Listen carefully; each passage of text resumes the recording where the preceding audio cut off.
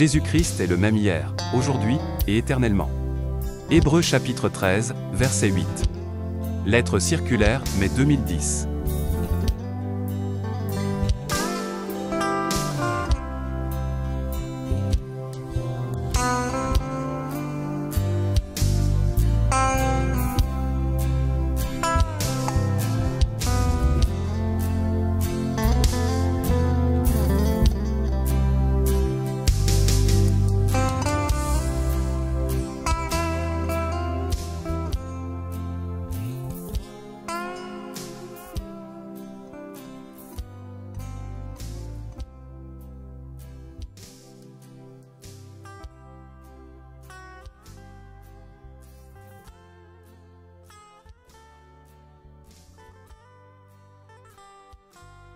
Je vous salue tous cordialement dans le précieux nom de notre Seigneur Jésus-Christ avec l'écriture de Matthieu chapitre 4, verset 4. Jésus répondit, il est écrit, l'homme ne vivra pas de pain seulement, mais de toute parole qui sort de la bouche de Dieu. Au commencement Dieu avait dit, que la lumière soit, et la lumière fut. Ainsi Dieu sépara la lumière des ténèbres. Au commencement était la parole, non pas interprétation. Au commencement était la parole, dans le texte hébreu, dabar qui veut dire celui qui parle. En elle était la vie, et la vie était la lumière des hommes. Jean chapitre 1, du 1er au 5e verset. Le croyant authentique ne vit pas seulement de pain naturel mais spirituellement il vit de toute parole sortie de la bouche de Dieu. Dieu n'a besoin de reprendre aucune parole, quel que soit le moment, l'endroit ou à qui il s'est adressé, aussi bien dans l'Ancien que dans le Nouveau Testament. Pourtant dès le commencement il y avait les deux, la lumière et les ténèbres, le jour et la nuit, la foi et l'incrédulité, l'obéissance et la désobéissance, le bien et le mal, la vie et la mort. Il en sera ainsi jusqu'à la fin. Dans chaque parole de Dieu il y a le germe de la vie, mais ce n'est que lorsqu'elle est semée dans les cœurs des croyants en tant que semence qu'alors cette vie se manifeste. Marc chapitre 4, versets 26 à 29. Selon Matthieu chapitre 13, le semeur sema la bonne semence et pendant que les gens dormaient, l'ennemi vint et sema sa semence. Les deux semences, le grain et l'ivraie, continueront à croître jusqu'au temps de la moisson.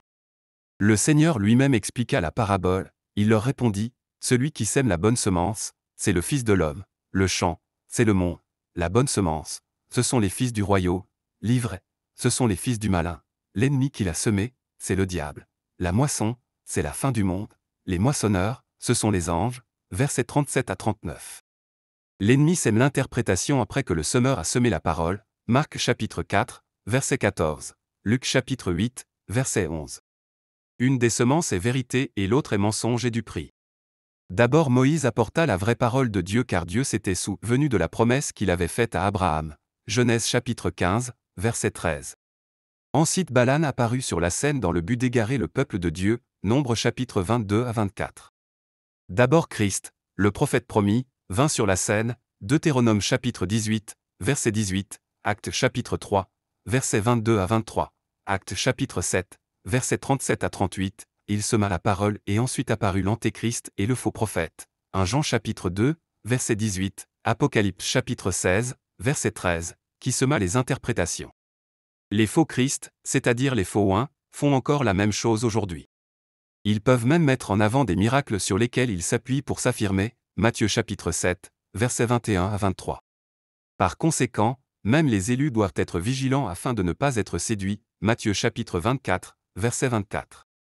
D'abord vinrent les vrais apôtres, ensuite apparurent les faux apôtres, 2 Corinthiens chapitre 11, verset 13, Apocalypse chapitre 2, verset 2.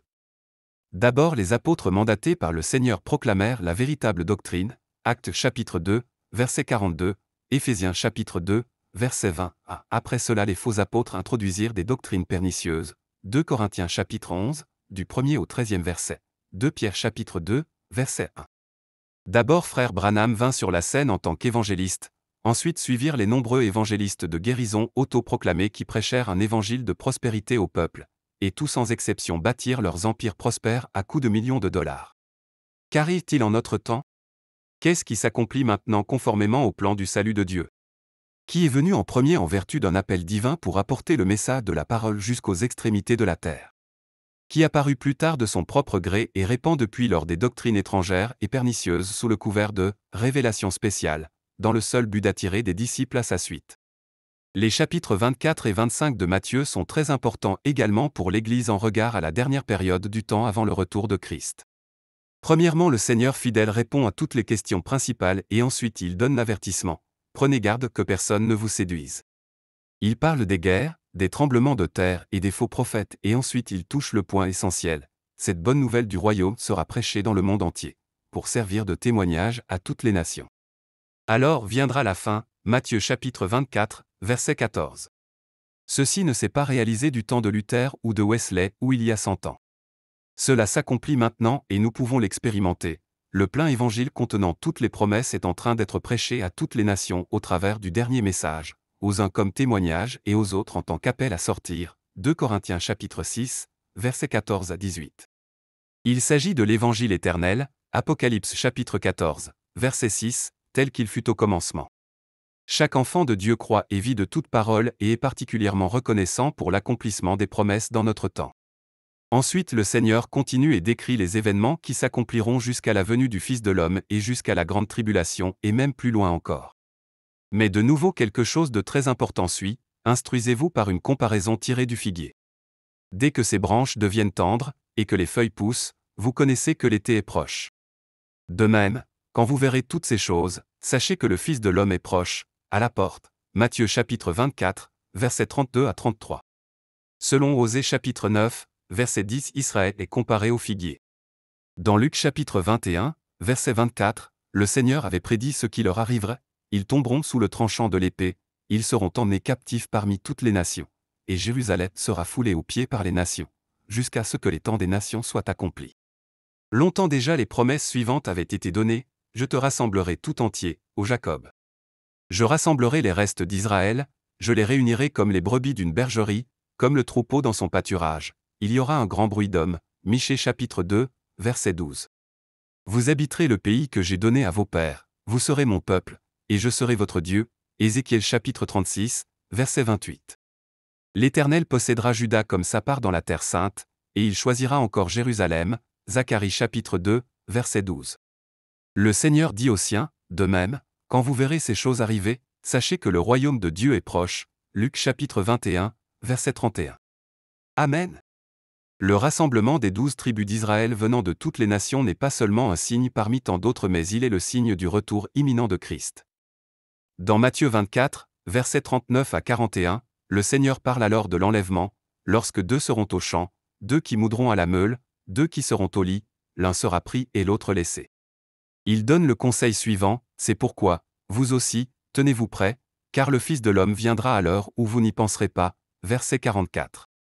Pendant qu'elles allaient en acheter, l'époux arriva, celles qui étaient prêtes entrèrent avec lui dans la salle des noces, et la porte fut fermée. Matthieu chapitre 25, verset 10.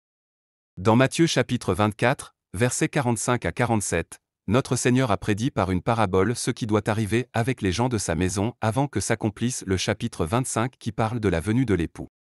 Il posa la question suivante, quel est donc le serviteur fidèle et prudent, que son maître a établi sur ses gens, pour leur donner la nourriture au temps convenable, non pas pour dominer sur les serviteurs mais pour apporter la parole révélée en tant que nourriture fraîche à tous ceux qui exercent un ministère dans l'Église et ainsi la partager avec eux. Nous vivons tout particulièrement de cette parole maintenant. Le verset 47 est tout aussi ainsi dit le Seigneur, je vous le dis en vérité, il l'établira sur tous ses biens.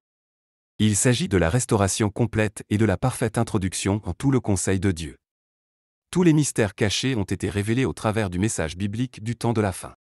Il ne contient pas seulement tout ce dont chaque personne, chaque femme, chaque homme et l'Église entière ont besoin pour leur préparation mais également ce qui a trait aux 5 ministères selon Éphésiens chapitre 4. C'est ainsi que chaque ministre peut contribuer à l'édification du corps de Christ selon le modèle apostolique, jusqu'à ce que nous soyons tous parvenus à l'unité de la foi et de la connaissance du Fils de Dieu, à l'état d'homme fait, à la mesure de la stature parfaite de Christ. Éphésiens chapitre 4, versets 11 à 16. Cependant, seulement celui qui respecte chaque parole de Dieu, cela inclut la parole pour ce temps qui la croit vraiment et la place là où elle doit être pourra en recevoir la révélation. C'est seulement de cette manière que l'insertion même dans l'ordre divin pourra être rendue possible. Cela s'applique également à tous les frères dans le ministère. La promesse principale pour l'Église en notre temps est celle-ci, voici, je vous enverrai Élie, le prophète, avant que le jour de l'Éternel arrive, ce jour grand et redoutable. Il ramènera le cœur des pères à leurs enfants, et le cœur des enfants à leurs pères, de peur que je ne vienne frapper le pays d'interdit. Malachie 4, versets 5 à 6. Le jour du Seigneur est décrit très exactement aussi bien dans l'Ancien que dans le Nouveau Testament. Le prophète Joël a écrit « Le soleil se changera en ténèbres, et la lune en sang, avant l'arrivée du jour de l'Éternel, de ce jour grand et terrible. » Joël chapitre 2, verset 31. La deuxième partie de la promesse de Malachie chapitre 4, verset 6 s'accomplit maintenant avant la fin du jour du salut, avant que le soleil ne se change en ténèbres et la lune en sang. Actes chapitre 2, verset 20. Dans Matthieu chapitre 17, versets 11 à 13 et Marc 9, versets 12 à 13, notre Seigneur illustra ce qui est connecté à la promesse concernant Élie. Il confirma le ministère de Jean-Baptiste lequel vint dans l'esprit et la puissance d'Élie, mais il pointa aussi vers le futur. Élie viendra premièrement, et rétablira toutes choses. Il ne s'agit donc pas ici d'un message personnel fabriqué de toutes pièces, mais il s'agit du message divin du salut et de la restauration complète de toutes les choses qui étaient au commencement dans l'Église et qui se sont perdues au cours du temps. Tout doit être ramené à sa position correcte, les frères dans le ministère ainsi que l'Église entière. Au travers du ministère de Jean-Baptiste, les cœurs de ceux qui vivaient dans la foi des pères de l'Ancien Testament furent dirigés vers la foi des enfants du Nouveau Testament, afin de préparer au Seigneur un peuple bien disposé. Luc chapitre 1, versets 16 à 17. Par le ministère que Dieu avait donné à frère Branham, les cœurs des enfants de Dieu sont ramenés à la foi des pères apostoliques afin de préparer au Seigneur un peuple bien disposé. Le 11 juin 1933, frère Branham reçut sa vocation et sa commission en présence de nombreux témoins. Lorsqu'il était sur le point de baptiser la 17e personne dans la rivière Ohio, il lui fut dit de la lumière surnaturelle qui s'abaissa sur lui, visible pour environ 4000 personnes, de même que Jean-Baptiste fut envoyé comme précurseur lors de la première venue de Christ, ainsi tu es envoyé avec un message qui précédera la seconde venue de Christ. Au soir du 7 mai 1946, le messager céleste vint vers frère Branham, comme autrefois vers Zacharie dans Luc chapitre 1, et lui expliqua en détail la commission céleste. Ce n'est qu'après cela qu'il commença son ministère extraordinaire que Dieu lui-même confirma des milliers de fois. Finalement, frère Branham, dont le ministère est en relation directe avec le plan du salut de Dieu, reçut l'instruction d'emmagasiner la nourriture spirituelle, la parole promise et révélée. Cependant, il ne lui a jamais été dit qu'il devait distribuer cette nourriture et non plus qu'il mourrait et qu'ensuite il ressusciterait pour achever son ministère. Les enfants de Dieu nés de nouveau et remplis du Saint-Esprit croient uniquement ce que dit l'Écriture. Conformément à ce qui lui avait été dit du ciel le 11 juin 1933, le message de tout le conseil de Dieu qui lui fut confié précède actuellement la seconde venue de Christ et cela en accord avec le témoignage des Saintes Écritures.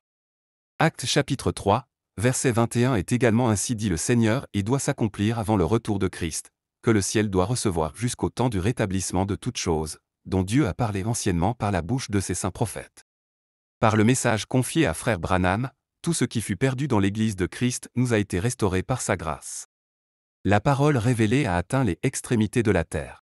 Comme cela fut déjà annoncé dans Amos chapitre 8, verset 11, Dieu a envoyé une fin spirituelle d'entendre les paroles du Seigneur. C'est ainsi que des personnes conduisent plus de 1000 kilomètres pour prendre part aux réunions où est prêchée la parole révélée et promise qui est maintenant en train de s'accomplir. Ceci est la manne fraîche que le Seigneur a promise aux vainqueurs. Apocalypse chapitre 2, verset 17. Maintenant, nous attendons l'action surnaturelle du Saint-Esprit comme au jour de la Pentecôte et que Dieu lui-même rétablisse les 5 ministères, tous les dons du Saint-Esprit, tous les fruits du Saint-Esprit et toutes les vertus dans l'Église, car la fin doit être comme le commencement. Il l'a promis et il le fera lui-même par une action puissante du Saint-Esprit. Dieu a repris auprès de lui son serviteur et prophète le 24 décembre 1965.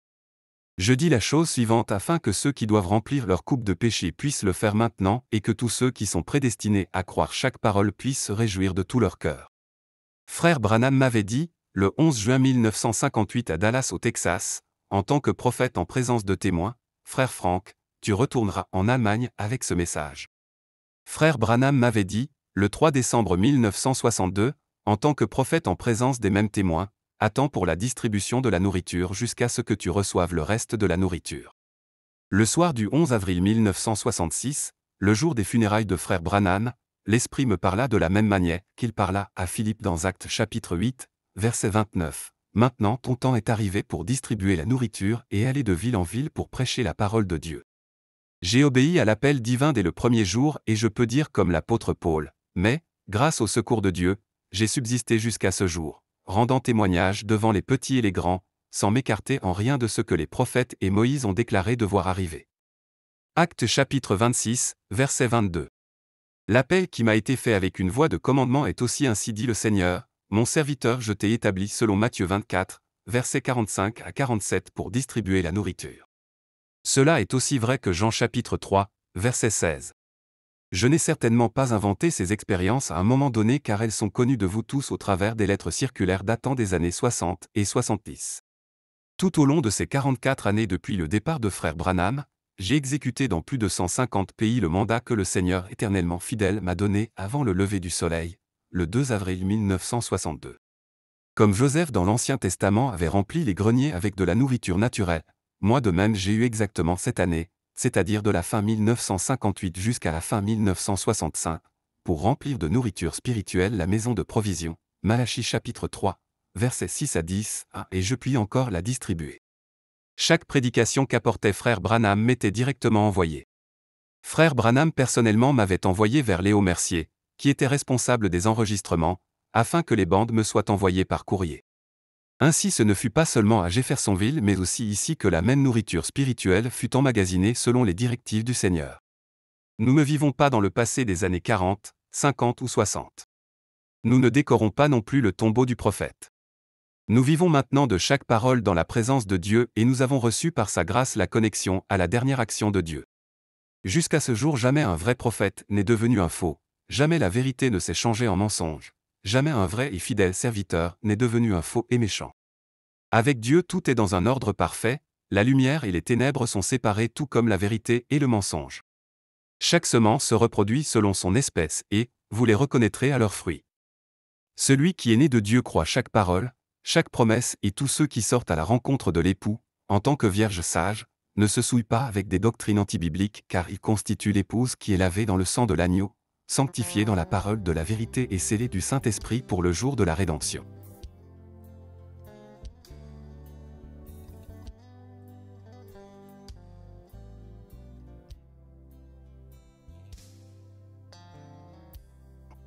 Une jalousie de Dieu.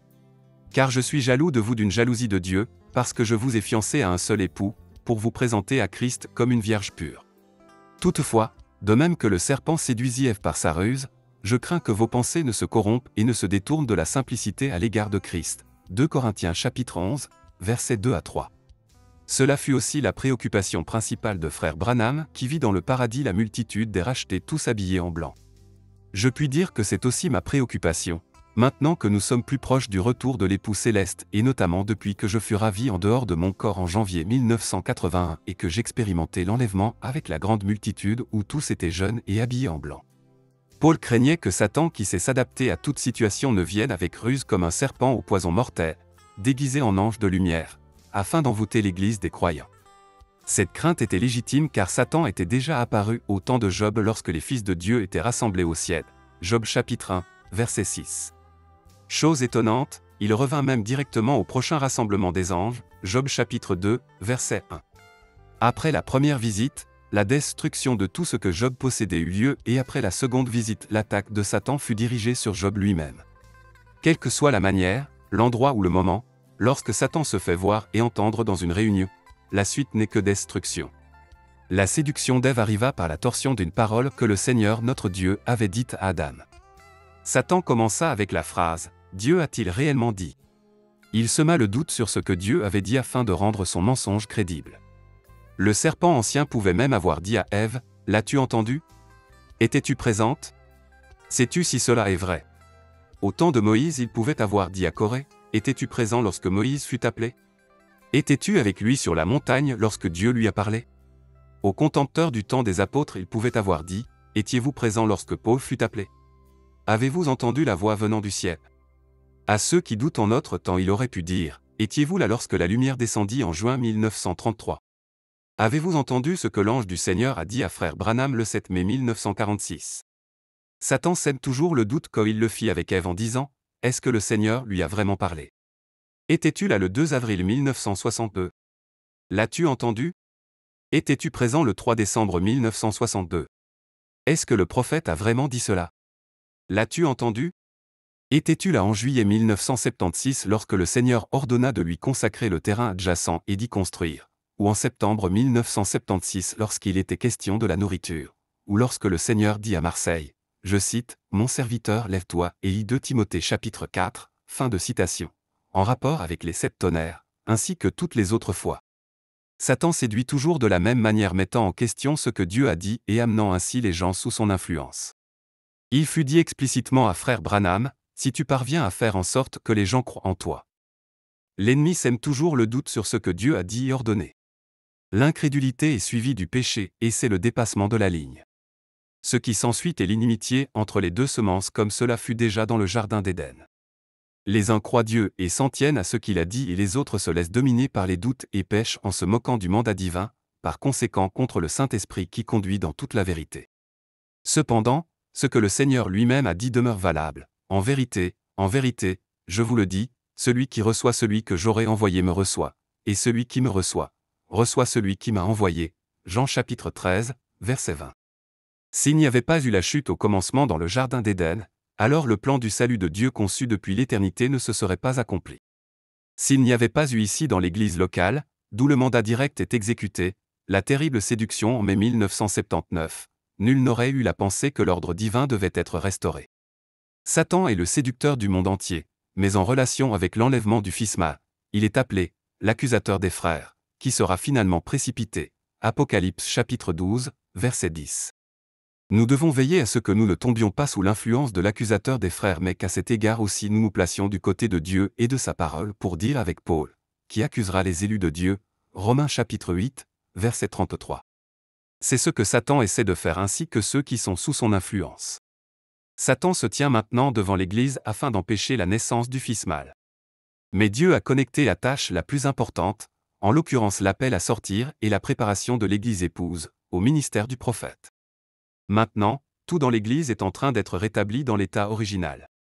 Maintenant est manifesté celui qui ne fait que parler du message ou celui qui réellement se soumet à chaque parole de Dieu, qui se trouve dans la volonté de Dieu et qui vit réellement chaque parole. Alors toutes les discussions ne sont que superflues. Dieu restaurera toutes choses au double comme il en fut avec Job, chapitre 42.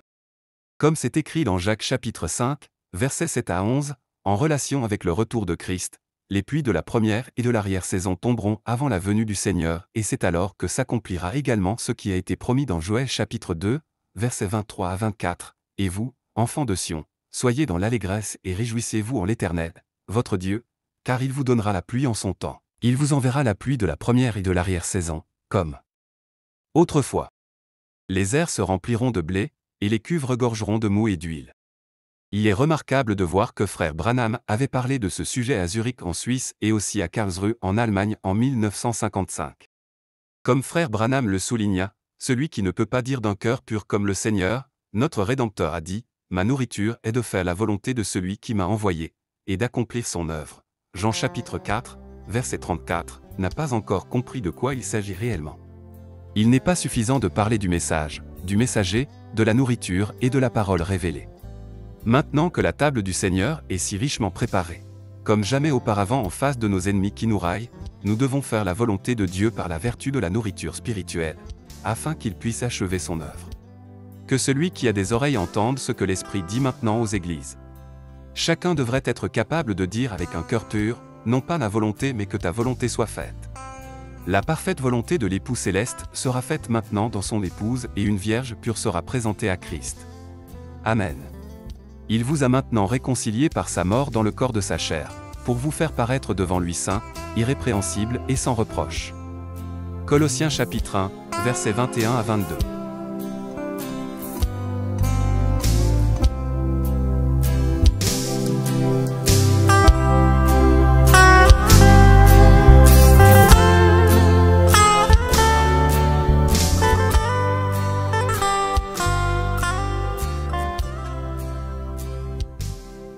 Comme au temps de Sodome et Gomorrhe. Une partie des prédictions en rapport avec la dernière période du temps avant le retour de Christ se réfère également à l'état pervers de notre temps. Cela a toujours existé mais jamais dans une telle ampleur. Au temps d'Abraham, lorsqu'il reçut la promesse de la naissance imminente d'Isaac, le Seigneur lui-même vint visiter Abraham en compagnie de 2 anges qui avaient l'apparence d'hommes. Genèse chapitre 18. Le Seigneur resta avec Abraham mais les deux anges continuèrent vers Sodome. Quand ils arrivèrent là-bas au soir, Lot les reçut dans sa maison. Il arriva quelque chose d'abominable. Les hommes homosexuels de la ville se rassemblèrent devant la maison de Lot et lui demandèrent de faire sortir ces hommes. Le salut de Lot et de sa famille, avant la destruction de Sodome et des villes voisines, est bien connu de tous et peut être lu dans Genèse chapitre 19. Dans notre temps, il y a des partenaires de même sexe jusque dans les milieux gouvernementaux. Il est parlé librement de mariage homosexuel et même de célébration religieuse des mariages de partenaires ayant le même sexe. Quel genre de mariage cela représente-t-il? Dieu créa Ève pour qu'elle soit une aide à Adam mais certainement pas une aide masculine. Cette écriture doit indubitablement demeurer valable. Soyez féconds et multipliez. Aucun homme de Dieu n'était homosexuel, ni Adam, ni Abraham, ni David, ni Salomon, ni Pierre, ni Paul. Parce que Dieu voulait de l'ordre dans sa création, dans le mariage, dans la famille et dans son Église, il a donné des instructions à son peuple. Lorsqu'il donna la loi, il promulgua même la peine de mort pour plusieurs transgressions. 3 d'entre elles sont l'adultère, les relations homosexuelles et les rapports sexuels avec des animaux, à savoir, si un homme commet un adultère avec une femme mariée. S'il commet un adultère avec la femme de son prochain, l'homme et la femme adultères seront punis de mort. Lévitique chapitre 20, verset 10.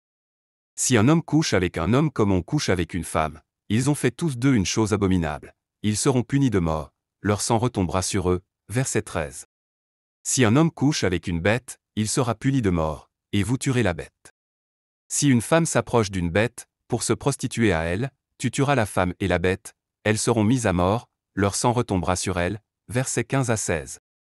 Parmi les 10 transgressions citées dans 1 Corinthiens chapitre 6, versets 9 à 10 qui excluent du royaume de Dieu, figure également l'abus sexuel des enfants. Dans les dernières semaines et mois, il n'y a eu qu'un thème prédominant dans les médias, celui des cas d'abus sexuels principalement dans l'Église catholique. Selon la presse internationale, il y a plusieurs pays dans lesquels des victimes osent raconter ouvertement ce qui leur avait été fait mais souvent après plusieurs années. Cela commença avec ce qui apparut à la surface en Californie et là-bas l'Église catholique a déjà payé 2 milliards de dollars en compensation aux victimes pour les faits datant entre 1952 et 2002. La mise en œuvre du célibat du clergé en l'an 1139 fut une décision démoniaque selon ce que Paul a écrit dans 1 Timothée chapitre 4, verset à 3, pour s'attacher à des esprits séducteurs et à des doctrines de démons, prescrivant de ne pas se marier, et de s'abstenir d'aliments. Contraire à l'opinion des dignitaires catholiques, le professeur théologien catholique Hans Küng est convaincu que le célibat est l'une des causes conduisant à tous ces abus.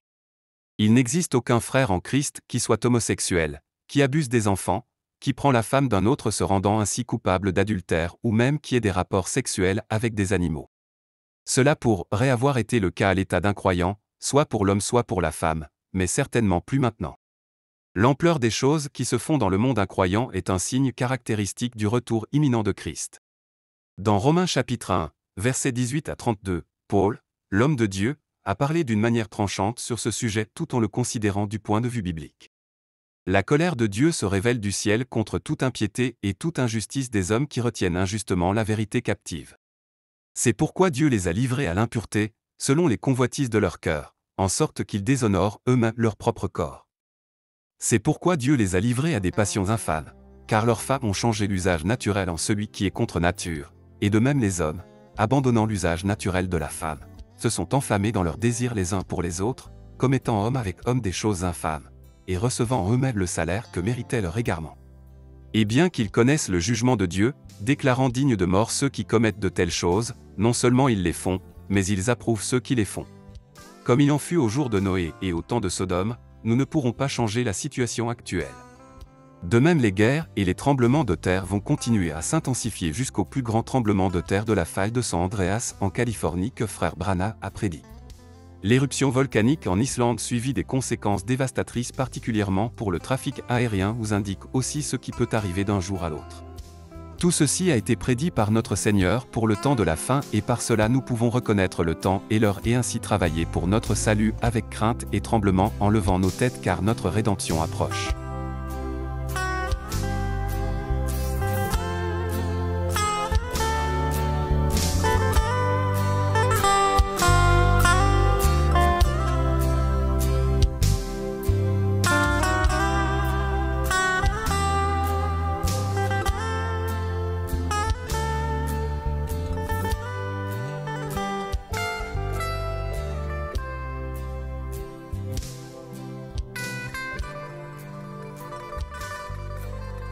La confession de foi. Le Seigneur Dieu lui-même donna des directives à son peuple d'Israël ainsi qu'à son Église du Nouveau Testament pour leur parcours, quant à ce qu'ils devaient et doivent croire et mettre en pratique. Il est écrit dans Deutéronome chapitre 6, du 3e au 9e verset. « Tu les écouteras donc, Israël, et tu auras soin de les mettre en pratique, afin que tu sois heureux et que vous multipliez beaucoup, comme te l'a dit l'Éternel, le Dieu de tes pères, en te promettant un pays où coule le lait et le miel. Écoute, Israël. L'Éternel, notre Dieu, est le seul Éternel. Tu aimeras l'Éternel, ton Dieu, de tout ton cœur, de toute ton âme et de toute ta force. Et ces commandements, que je te donne aujourd'hui, seront dans ton cœur. Tu les inculqueras à tes enfants, et tu en parleras quand tu seras dans ta maison, quand tu iras en voyage, quand tu te coucheras et quand tu te lèveras. Tu les liras comme un signe sur tes mains, et ils seront comme des frontaux entre tes yeux. Tu les écriras sur les poteaux de ta maison et sur tes porte-points. Cette confession de foi est confirmée encore une fois dans Deutéronome 11 à partir du verset 18. Dans le texte hébreu de la confession de foi, la dernière lettre du premier mot et la dernière lettre du dernier mot dans une phrase sont écrites en majuscules. On ne devait pas seulement la réciter mais elle devait être prononcée consciemment, avec révérence et articulée clairement. Jusqu'à ce jour les Juifs prient le « Shema Israël » avec cette accentuation. Israël devait observer et mettre en pratique ce que le Seigneur avait dit afin qu'ils soient heureux dans le pays que Dieu avait promis à leur père et qu'ils soient bénis. Ensuite l'accent est mis et Israël devait écouter attentivement sur le fait que le Seigneur Dieu est un seul, suivi du commandement d'aimer Dieu de tout son cœur, de toute son âme et de toute sa force. Les paroles de Dieu devaient demeurer dans les cœurs de son peuple. Ils devaient enseigner leurs enfants et les enfants de leurs enfants en tout temps, au foyer aussi bien qu'en voyage, en allant se coucher et en se levant. Ce sera pour toi comme un signe sur ta main et comme un souvenir entre tes yeux. Le Seigneur Dieu avait ordonné, ce sera pour toi comme un signe sur ta main et comme un souvenir entre tes yeux, afin que la loi de l'Éternel soit dans ta bouche, car c'est par sa main puissante que l'Éternel t'a fait sortir d'Égypte. Exode chapitre 13, verset 9. Mettez dans votre cœur et dans votre âme ces paroles que je vous dis.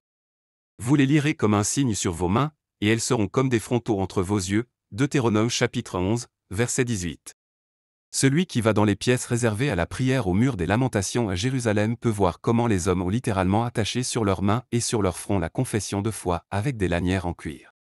À chaque maison et même dans chaque hôtel en Israël, la mezouza contenant le texte de la confession de foi de Deutéronome chapitre 6, versets 3 à 9 est accrochée du côté droit du montant de la porte d'entrée au niveau des yeux. La confession de foi était et est la marque, le signe identifiant son peuple d'Israël. Dans le Nouveau Testament, nous lisons dans Marc chapitre 12, versets 29 à 32 comment Jésus répondit à la question au sujet du premier commandement. Écoute, Israël, le Seigneur, notre Dieu, est l'unique Seigneur, est un seul et, tu aimeras le Seigneur, ton Dieu, de tout ton cœur, de toute ton âme, de toute ta pensée, et de toute ta force. Le scribe lui dit, bien, maître, tu as dit avec vérité que Dieu est unique, et qu'il n'y en a point d'autre que lui. Dieu n'est pas constitué de trois entités. Il ne s'est pas transformé d'une personne en trois personnes éternelles. Ni dans l'éternité, ni dans l'Ancien Testament, ni dans le Nouveau Testament nous trouvons la mention de trois dieux. Le Dieu unique est demeuré l'unique. Pour réaliser son plan de rédemption, il s'est révélé lui-même en tant que Père au ciel, dans son seul Fils engendré sur la terre et par le Saint-Esprit dans l'Église, Dieu au-dessus de nous, Dieu avec nous et Dieu en nous. Puisqu'il y a un seul Dieu, qui justifiera par la foi les circoncis, et par la foi les incirconcis, Romains chapitre 3, verset 30. Or, le médiateur n'est pas médiateur d'un seul, tandis que Dieu est un seul, Galates chapitre 3, verset 20. Au roi des siècles, immortel, invisible, seul Dieu, soit honneur et gloire, au siècle des siècles. Amen. 1 Timothée chapitre 1, verset 17. Pareillement, nous devons et nous pouvons aimer le seul Dieu de toute notre âme, de tout notre cœur, de toute notre force et aimer notre prochain comme nous-mêmes. Marc chapitre 12, verset 31. Cependant, déjà très tôt l'ennemi s'était infiltré dans l'Église du Nouveau Testament pour égarer les hommes. Les deux sont côte à côte, les vrais croyants qui demeurent dans la véritable confession de foi de Jésus-Christ et des apôtres et ceux qui font partie du christianisme tombés dans l'apostasie. Les confessions de foi celle de Jérusalem et celle de Nicée s'excluent l'une de l'autre. La confession de foi dont les Saintes Écritures rendent témoignage demeure la même dans l'Ancien Testament comme dans le Nouveau Testament. Elle est pour tous les vrais enfants de Dieu la seule confession valable de la foi, de la doctrine, du baptême et de la Sainte Seine. En effet, Pour chaque sujet biblique, il n'existe qu'une réponse correcte et elle n'est pas écrite dans le catéchisme mais seulement dans la Bible. Chaque église chrétienne et chaque dénomination possède son propre credo déterminant ce qui doit être cru et enseigné. Mais tous confessent le credo de Nicée-Constantinople qui leur est obligatoire. Dans l'Apocalypse, nous lisons au sujet de la marque religieuse que tous les peuples seront forcés d'accepter. Finalement, dans la dernière unification à Rome, le mot d'ordre sera prononcé et celui qui ne se soumettra pas à cela devra s'attendre à mourir en martyr. Au moyen de la marque, le signe de la dernière puissance religieuse mondiale, la pression sera effective. L'urgente mise en garde est: si quelqu'un adore la bête et son image, et reçoit une marque sur son front ou sur sa main, il boira, lui aussi, du vin de la fureur de Dieu, versé sans mélange dans la coupe de sa colère. Apocalypse chapitre 14, versets 9 à 10. Le bilan le plus récent démontre que 350 églises protestantes et dénominations sont actuellement réunies dans le Conseil mondial des églises. Le Vatican a déclaré publiquement et de manière explicite que toutes les églises protestantes ne sont que des communautés chrétiennes.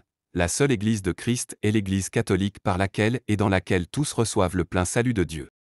Le plein salut de Dieu ne se trouve cependant dans aucune Église, il est exclusivement en Jésus-Christ et chacun doit l'accepter et l'expérimenter personnellement. Ainsi, les Églises filles qui n'ont pas expérimenté le plein salut en Jésus-Christ n'ont d'autre choix que de retourner dans le sein de l'Église mère. Apocalypse chapitre 17. Tous se réfèrent aux paroles de Jean chapitre 17, verset 21, afin que tout soit un. Mais personne ne lit le contexte pour voir comment cela est écrit et de quoi il s'agit vraiment, moi en eux, et toi en moi afin qu'ils soient parfaitement un, et que le monde connaisse que tu m'as envoyé et que tu les as aimés comme tu m'as aimé. Verset 23. Dieu en Christ. 2 Corinthiens chapitre 5, verset 19. Et Christ en nous. Colossiens chapitre 1, verset 27. On ne répétera jamais assez que dans les premiers siècles il n'y avait pas de pape, ni de cardinaux, ni d'église organisée. Même s'il existait plus de 100 différentes orientations religieuses cependant, il y avait toujours l'Église de Jésus-Christ, le petit troupeau, qui n'était pas une organisation mais l'organisme conduit par l'Esprit de Dieu. Ce n'est que petit à petit que vinrent à l'existence dans l'Empire romain les églises nationales chrétiennes, coptes, chaldéennes, syriennes, égyptiennes, orthodoxes et l'Église catholique romaine. Cependant, toutes ces églises furent et sont des églises d'État et des églises nationales mais elles ne sont pas l'Église rachetée par Jésus-Christ. Depuis le concile de Nicée en l'an 325 et celui de Constantinople en 381, il existe une standardisation du credo trinitaire de Nicée-Constantinople, lequel est le socle de plusieurs confessions de foi. Toutes les églises et les dénominations qui sont apparues après la Réformation l'ont également adopté. Ce credo qui est appelé apostolique, mais qui ne l'est pas en réalité déclare que Dieu existe en trois personnes éternelles et tous ceux dans le christianisme qui ne l'ont pas encore accepté seront forcés de le faire. De même que Dieu ordonna à son peuple d'Israël de porter la confession de foi à la main et au front, ainsi l'Antéchrist exigera que tous portent également sa confession de foi au front et à la main. Dans le langage symbolique de la Bible, le front représente le fait de consentir tandis que la main signifie se conformer et agir en conséquence. Et il fit que tous, petits et grands, riches et pauvres, libres et esclaves, reçussent une marque sur leur main droite ou sur leur front, et que personne ne put acheter ni vendre, sans avoir la marque, le nom de la bête ou le nombre de son nom. C'est ici la sagesse. Que celui qui a de l'intelligence calcule le nombre de la bête. Car c'est un nombre d'hommes, et son nombre est 666, Apocalypse chapitre 13, versets 16 à 18. Cette fois-ci nous n'approfondirons pas plus loin ce sujet mais nous avons joint à cette lettre circulaire une partie d'un article intéressant du célèbre journaliste israélien Ludwig Schneider qui a réfléchi sur le nombre 666, pages 20 à 21.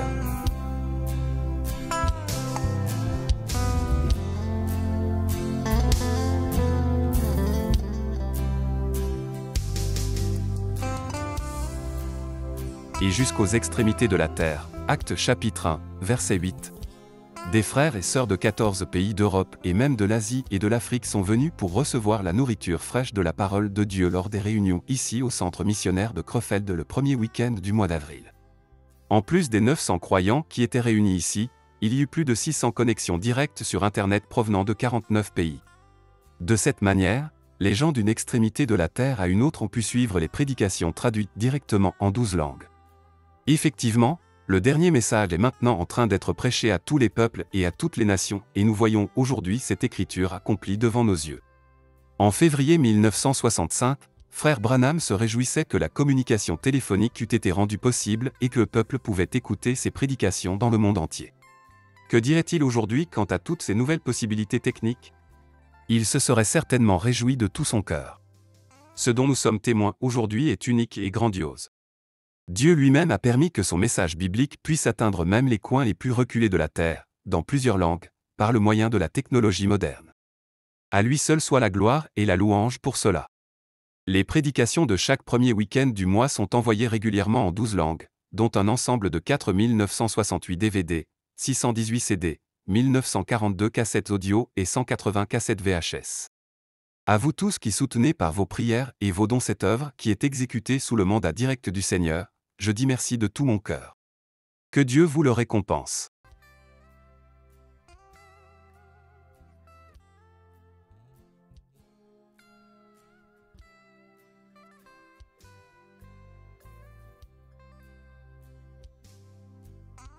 Voyage missionnaire. Très souvent les frères et sœurs expriment à quel point les prédications imprimées de frère Branham, nos brochures et les lettres circulaires qui leur sont envoyées leur sont précieuses et riches en bénédictions. Toutefois, la proclamation personnelle de la parole est aussi importante aujourd'hui qu'elle l'était au temps où le Seigneur ressuscité envoya ses apôtres en leur disant « Allez par tout le monde, et prêchez la bonne nouvelle à toute la création ». J'ai vu le fruit de ce que Dieu a fait dans plusieurs pays et lors de ma visite au Pakistan, du 12 au 22 février, j'ai pu me rendre compte de ce qui s'est fait dans ce pays depuis ma première visite en 1972. Même si certaines réunions ont eu lieu aux frontières proches de l'Afghanistan et de l'Iran et que la police devait monter la garde à cause du danger des attaques terroristes, un total de 4000 personnes prirent part aux réunions dans civil. La parole de Dieu fut proclamée avec grande puissance et fut reçue par les élus. Ce fut en effet un voyage missionnaire extraordinaire. Après les forts tremblements de terre qui secouèrent le Haïti et le Chili, nous avons pu expérimenter d'une manière merveilleuse que Dieu ne prononce pas des paroles vaines mais qu'il veille et il maintient ce qu'il promet. Dans les deux pays nos frères et sœurs ont été préservés. J'ai pu me convaincre de cela lors de mon voyage en Haïti en mars 2010. De la route de l'aéroport de Port-au-Prince jusqu'à l'endroit où devait se tenir la réunion, j'ai vu un grand nombre de bâtiments détruits. Toutefois, l'édifice de l'Assemblée n'avait subi aucun dommage. J'ai pu aussi remarquer comment à peu près 2000 personnes rassemblées dans l'édifice et en dehors étaient bien vêtues et d'humeur joyeuse. Le prédicateur le confirma, nous ne sommes pas abattus, au contraire nous sommes encouragés car notre délivrance approche. L'édifice dans lequel nous nous réunissons n'a pas une seule fissure, tandis qu'alentour tout est en ruine. La réunion du dimanche 14 mars 2010 à Port-au-Prince entrera dans l'histoire du salut divin. Les gens étaient ouverts à la parole et des points doctrinaux contradictoires ont pu également être clarifiés par les Écritures. Dieu a vraiment fait grâce et béni ce voyage au-delà de ce que nous avions demandé. Avec gratitude et grande joie, nos frères et sœurs ont reçu l'aide financière que nous avions apportée. Je veux vous remercier moi aussi du fond du cœur pour votre générosité envers nos frères et sœurs haïtiens. Le Seigneur fidèle vous le rendra au centuple. Agissant de la part de Dieu. Frère Franck.